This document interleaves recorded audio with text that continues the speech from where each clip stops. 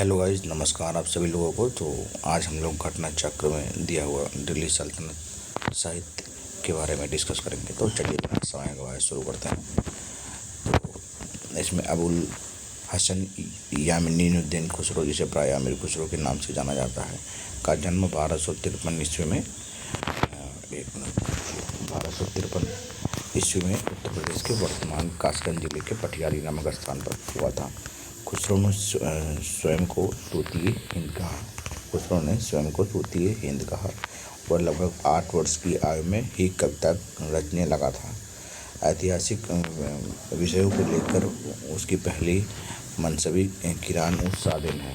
ऐतिहासिक विषय को लेकर उसकी पहली मसनवी किरान उस सादिन है। उसकी अन्य रचनाओं में मिफ्ता उल फुतूह, खजाइन उल फुतूह, जिसको तारीख अलाई कहते हैं, आशिका, नोट सिपहर और तुगलकनामा प्रमुख है। तुगलकनामा अमीर खुसरो की अंतिम ऐतिहासिक मसनवी है। खुसरो पहला मुसलमान था जिसने भारतीय होने का दावा किया था। ठीक है। अमीर खुसरो स्वयं कहता था कि वह संस्कृति एवं अन्य भारतीय भाषाएं जो हिंदवी के भाग हैं जानता है। ठीक है।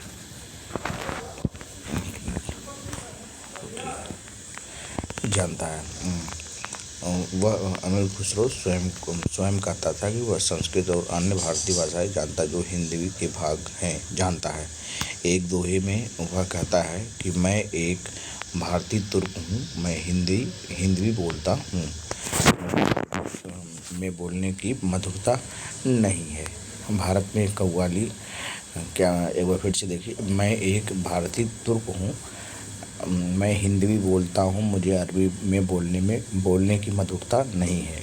भारत में कव्वाली नामक संगीत गायन शैली के प्रारंभिक रूप के आरंभकर्ता आमिर खुसरो थे। ठीक है। आइए शुरू करते हैं यहाँ से।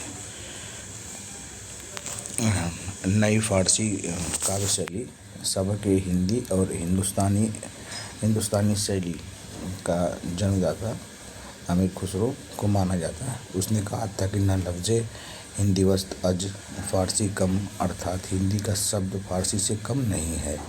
संगीत यंत्र तबला सितार का प्रचलन 13वीं से 14वीं शताब्दी में अमीर खुसरो ने किया था। ठीक है। भारत में फारसी साहित्य का विकास मुस्लिम विजेताओं के आगमन से प्रारंभ हुआ। भारत में फारसी साहित्य का विकास मुस्लिम विजेताओं के आगमन से प्रारंभ हुआ। इसने एक नवीन रूप प्रदान किया। दिल्ली सल्तनत की स्थापना के बाद फारसी को राजभाषा का स्थान प्रदान किया गया।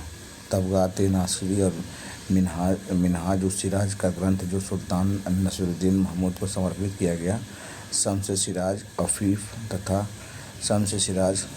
तथा जियाउद्दीन बर्नी ने एक ही नाम से अलग अलग किताब तारीख फिरोज शाही की रचना की थी। ताज उल मासिर और सदरुद्दीन मोहम्मद हसन उल निजानी ने लिखा था।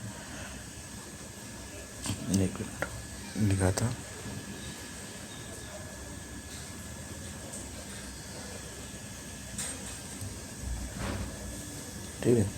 ताज उल मासिर और सदरुद्दीन मोहम्मद हसन निजानी ने लिखा था कि याहिया बिन अहमद सफंदी ने सर सैयद शासक मुबारक शाह के संरक्षण में तारीख फिर मुबारक शाही लिखी, जो सैयद शासकों के इतिहास को जानने का एकमात्र साधन है।